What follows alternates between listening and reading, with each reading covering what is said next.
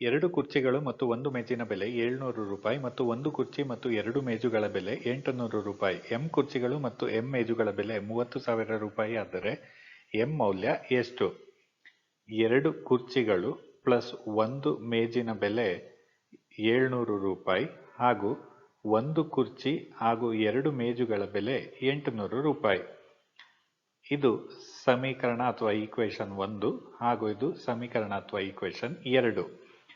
ಈಗ ಟೇಬಲ್ಗಳನ್ನು ನಾವು ಈಕ್ವಲ್ ಮಾಡ್ಕೊಳ್ಳಿಕ್ಕೆ ಮೊದಲನೇ ಸಮೀಕರಣವನ್ನ 2ರಿಂದ ಮಲ್ಟಿಪ್ಲೈ ಮಾಡಬೇಕು. ಏಕೆಂದರೆ ಇಲ್ಲಿ ಒಂದು ಟೇಬಲ್ ಇದೆ, ಇಲ್ಲಿ 2 ಟೇಬಲ್ ಇದೆ.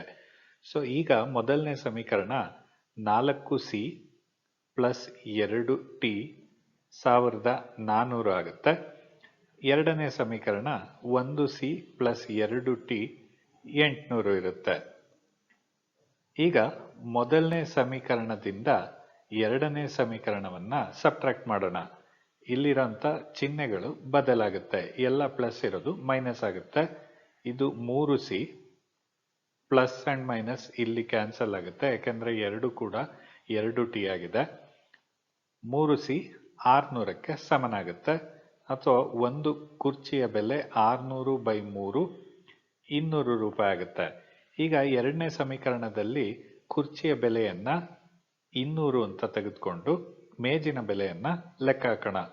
200 ಪ್ಲಸ್ 2t 800, 2t 800 ಮೈನಸ್ 200 ಅಥವಾ t 600/2 300 ರೂಪಾಯಿ.